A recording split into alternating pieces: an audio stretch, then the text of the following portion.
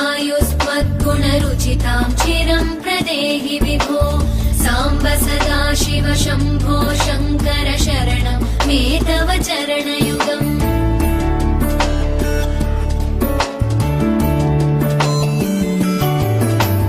भगवन् भर्गभयापह भूतपते भूतिभूषिताङ्ग विभो साम्ब सदा शिव शम्भो शङ्कर शरणं मे तव चरणयुगम्